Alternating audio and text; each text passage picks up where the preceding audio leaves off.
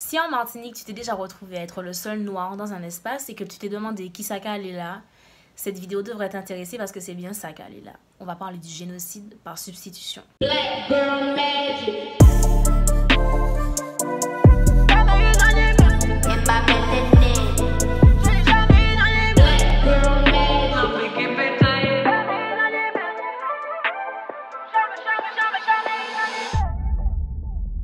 Le génocide par substitution, qu'est-ce que c'est? Alors, c'est quand on anéantit un peuple, non pas en le tuant, mais en remplaçant sa population. C'est quand on organise le départ d'un groupe présent et la migration d'un autre groupe pour remplacer le premier. C'est en fait l'ensemble de toutes les attaques dirigées contre un groupe et qui ont pour objectif à long terme la disparition de ce groupe. Chez nous en Martinique, c'est quand il y a énormément de locaux qui quittent l'île et qu'en même temps il y a une forte immigration de blancs français qui ne viennent pas seulement pour squatter les plages et les restaurants, ce ne sont pas de simples touristes, mais des Français qui viennent s'installer ici et qui ont plus facilement accès au logement, au travail et à toute autre forme d'opportunité que nous, chez nous. C'est Aimé Césaire qui est à l'origine de cette expression en Martinique et pour lui, le génocide par substitution, c'est le dépeuplement de la Martinique au profit des blancs français. Et le départ des jeunes Antillais vers la France, pour Aimé Césaire, c'était vraiment une volonté de vider les îles de leurs forces vives au moment où la départementalisation commençait à être remise en question. Aimé Césaire était considéré comme le défenseur de la loi de la départementalisation avant d'en devenir le premier critique. Mais c'est quoi la loi de la départementalisation et pourquoi est-ce qu'elle a été remise en question?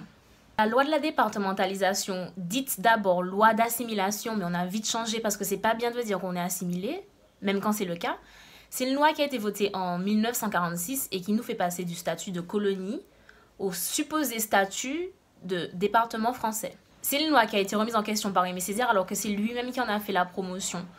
Pourquoi? Parce que lorsque cette loi-là a été adoptée en 1946, il n'y a eu aucune autre alternative politique en fait que cette loi. Et les choses ont été précipitées et du coup ce n'est que quelques années après qu'on a pu constater que les promesses de citoyenneté française n'ont jamais été tenues, jusqu'à aujourd'hui d'ailleurs. Ce qu'il faut savoir, c'est que pendant qu'on était en train de nous assimiler, de nous départementaliser, de nous rendre français, nos voisins-voisines de la Caraïbe et nos frères et sœurs du continent, eux, étaient plutôt tournés vers l'indépendance. Il y avait en fait un contexte mondial favorable à l'indépendance.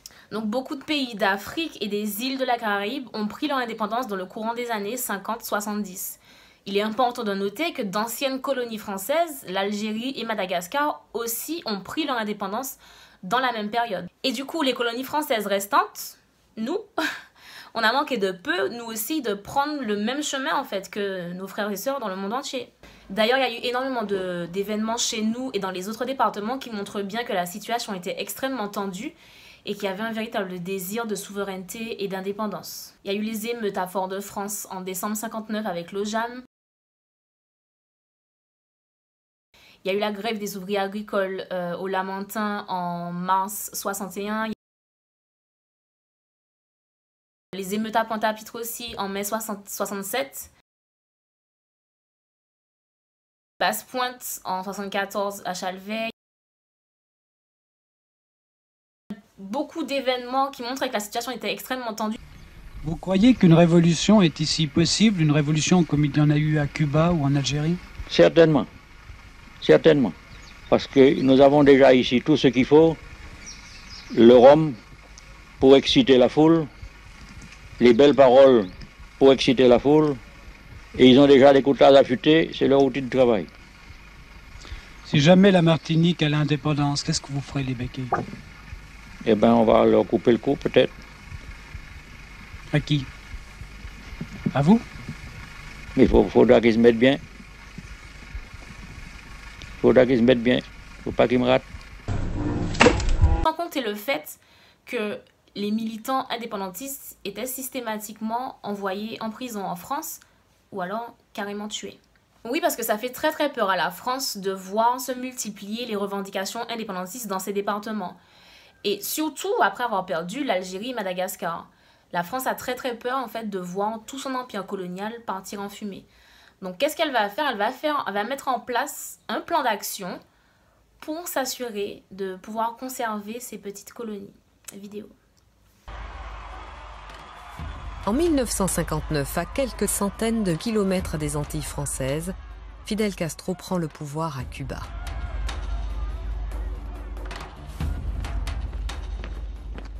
L'année suivante, Madagascar, toute proche de la Réunion, accède à l'indépendance. En 1962, c'est l'Algérie qui se libère et la France perd l'une de ses dernières colonies.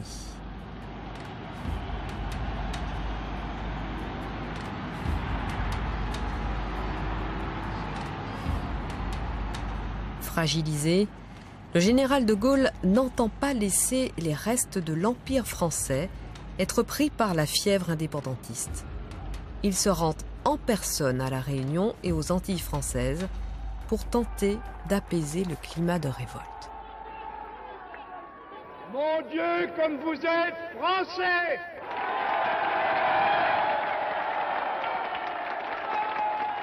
La Martinique est un témoin, un lien, un point d'où la France doit rayonner, et ce sera une de vos tâches.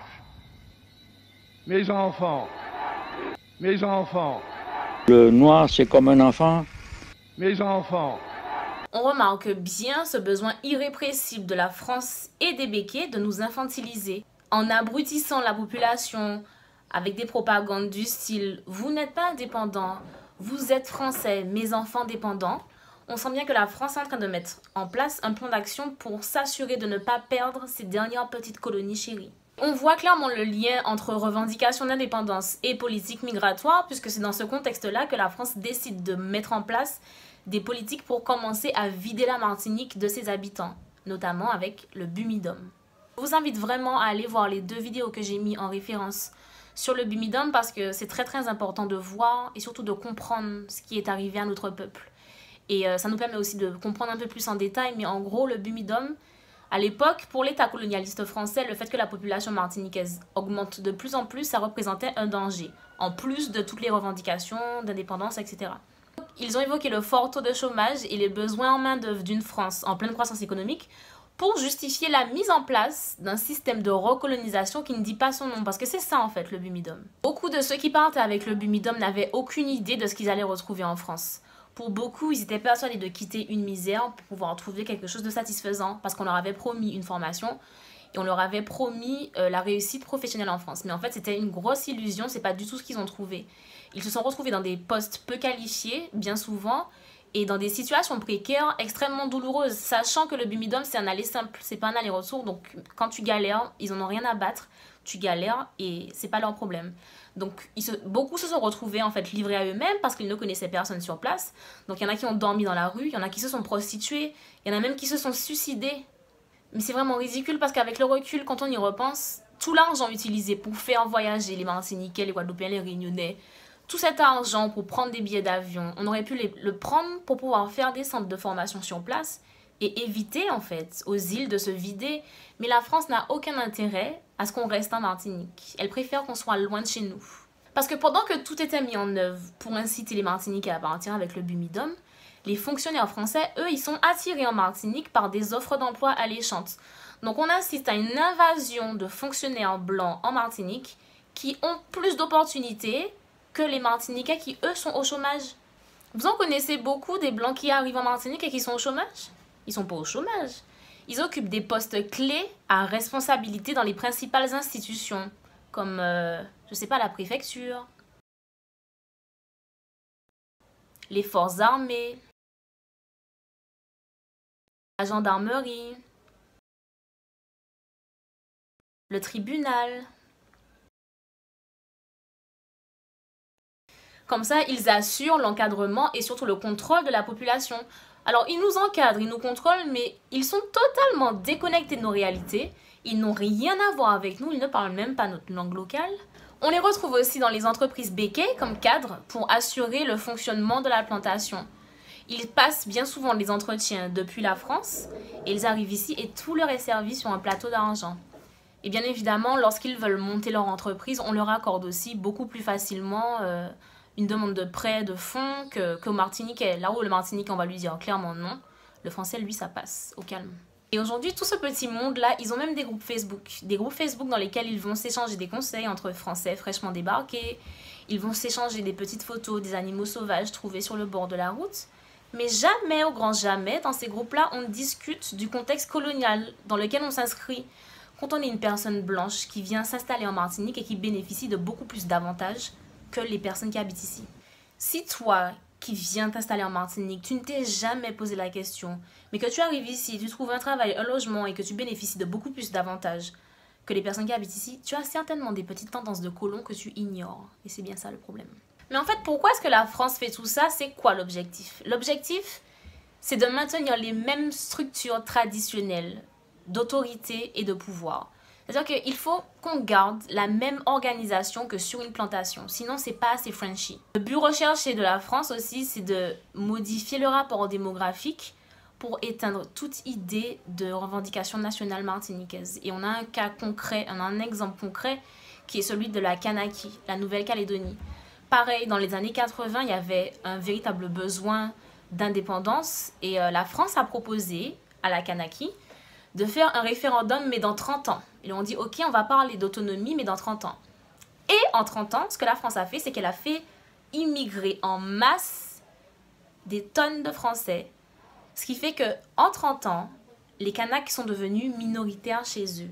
Quand je dis ça, ça me fait froid dans le dos. Imaginez 2 secondes qu'on vous dise que dans 30 ans, en Martinique, les Martiniquais vont être minoritaires chez eux. C'est juste impensable. Mais c'est ce qui s'est passé en Nouvelle-Calédonie avec les mêmes politiques migratoires qu'on applique ici en fait. Et donc du coup, faire un référendum 30 ans après, alors que le rapport démographique a changé et que maintenant les Français sont majoritaires, ça n'a pas de sens parce que c'est un référendum pour demander plus d'autonomie vis-à-vis de la France. Donc tu ne vas pas demander à des gens majoritairement français d'être plus autonomes vis-à-vis de leur terre-mère. Donc c'était ça le plan de la France et ça a fonctionné à merveille. Avec le Bumidum, en moins de 20 ans, ce sont quand même 160 000 Antillais et Réunionnais qui ont quitté leur territoire pour la France. Nous, en Martinique, on n'est pas encore au cas de la Kanaki, mais je pense qu'on est quand même sur une pente glissante.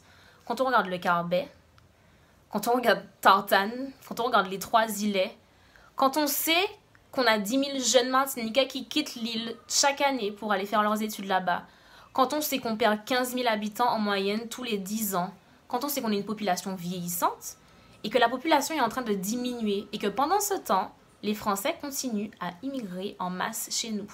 Je pense que quand on fait le calcul de tout ça, on est sur la même pente glissante que la Kanaki, selon moi. Le départ massif des Martiniquais vers la France, même si ça s'est fait sur la base du volontariat, ça a eu un effet extrêmement pervers sur une population qu'on a réussi à convaincre que la seule solution pour combattre le chômage sur l'île, c'est un départ définitif en France. En 1975, à l'Assemblée nationale, Aimé Césaire déclarait « Des peuples entiers ont été finalement évacués de l'histoire parce que d'abord recouverts, laminés, absorbés. Nous nous méfions du génocide par substitution, même s'il s'agit du génocide par persuasion. » Ce qu'il dénonce là, c'est le caractère fourbe, vicieux et manipulateur de cette politique migratoire qui a incité les Martiniquais à prendre la décision de s'expatrier eux-mêmes en leur faisant croire que la France c'était l'Eldorado. Alors, juste une petite parenthèse, vraiment pour comprendre la gravité de la situation. La substitution, c'était l'un des aspects majeurs de la politique d'Hitler. C'est-à-dire que déplacer des Polonais et les remplacer par des colons allemands à qui on accorde plus d'avantages quelconques, c'est un crime qui a été jugé au procès de Nuremberg. Fin de parenthèse. À un moment clé de l'histoire où les Martiniquais auraient pu prendre les pleins pouvoirs, la France a décidé de nous infantiliser. Mes enfants, à long terme, et on le constate encore aujourd'hui, en fait, les Martiniquais ont intégré totalement l'idée que les solutions à tous leurs problèmes se trouvent en France. Et même quand on trouve des solutions nous-mêmes, on ne les valide jamais autant que les solutions qui viennent de la France. Et à terme, et c'est dans la situation dans laquelle on est aujourd'hui, on abandonne même l'idée de chercher des solutions. On attend patiemment que la France vienne s'occuper de nous. Et pour moi, l'effet pervers principal, il est là. Être dépendant, ça a un prix. Quand on est aussi dépendant, quand on est aussi assisté, ça entraîne une désactivation psychologique dont on ne mesure pas suffisamment les effets. D'année en année, ça va se traduire par encore plus de dépendance, encore plus de dénigrement de soi, parce que vous comprenez que vous passez à faille, encore plus d'individualisme, parce que t'en as rien à foutre en fait de ton peuple. C'est quoi même un peuple? On ne se sent responsable de rien, encore moins de son pays. On n'est pas du tout responsable de son pays, parce que c'est la France qui en est responsable. On ne se sent pas concerné par les problèmes spécifiques à notre pays. Enfin, c'est tout ça les effets de la dépendance en fait. Avec le confinement, c'est encore plus visible.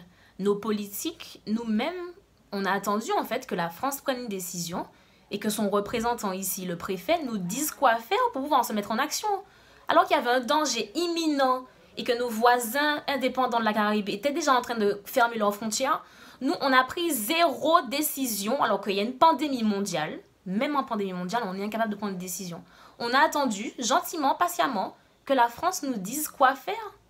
Ah mais non, mais j'oubliais ce petit groupe de manifestants martiniquais qui ont osé faire des pieds et des mains pour qu'un dispositif sanitaire soit mis en place. Mais évidemment, comme c'est une décision qui n'est pas du tout venue de la France, alors ça a été totalement invalidé par la population martiniquaise qui n'aime pas que le peuple martiniquais prenne lui-même des décisions pour lui-même. Ça passe pas. Bref, ce n'est pas le sujet.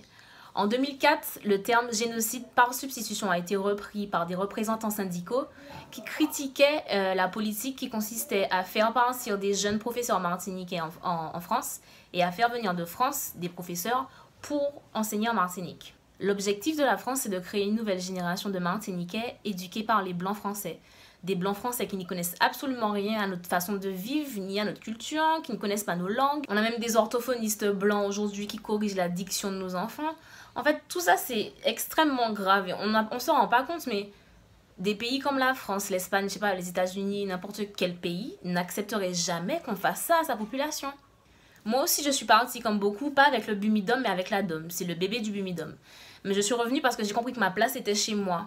Et souvent, on dit qu'on part parce qu'il n'y a pas de travail en Martinique, c'est faux. S'il y a autant de Blancs français qui viennent s'installer en Martinique, c'est que les opportunités sont là. Le problème, c'est pas le manque d'opportunités. Le problème, c'est le système qui est en place qui défavorise les Martiniquais au profit des Français. Et c'est à ça qu'il faut s'attaquer, selon moi.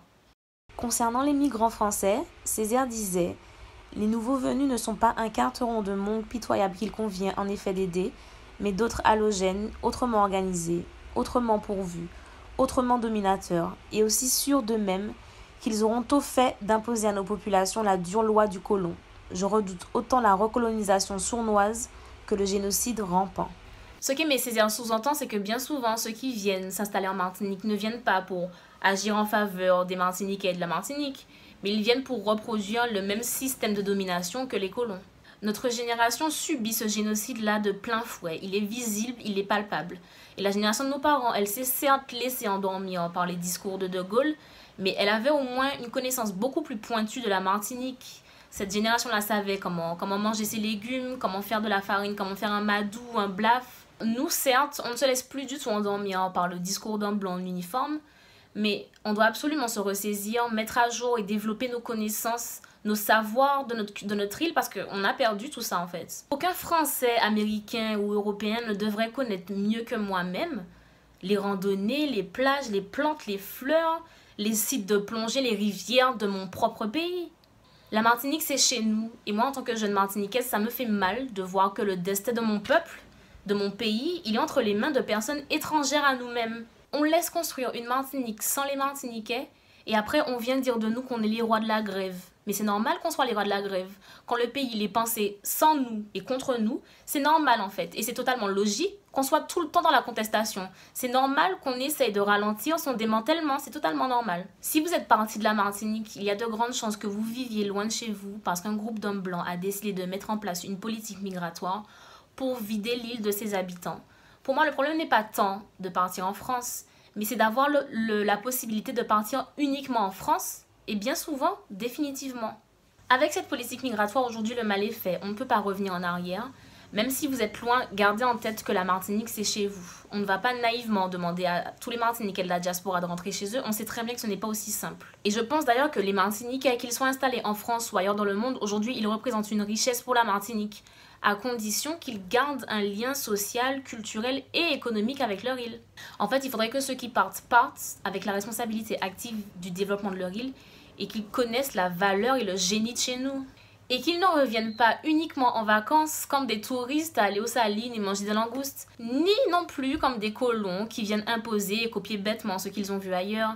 Mais il faudrait vraiment qu'ils se sentent liés et qu'ils participent au développement interne et au rayonnement de la Martinique. Cette diaspora martiniquaise, elle pourrait être l'écho dans le monde de notre savoir, de notre culture, de notre histoire, de nos sciences, mais aussi de nos difficultés. Et ça, c'est quelque chose qu'on a pu nous remarquer dans le mouvement, c'est qu'on a reçu un soutien énorme des Martiniquais, pas seulement de la France, mais du monde entier, Et je suis convaincue que partout où il y a des Martiniquais sur Terre, les gens ont entendu parler du chlordécone. Donc ça sert à ça aussi une diaspora.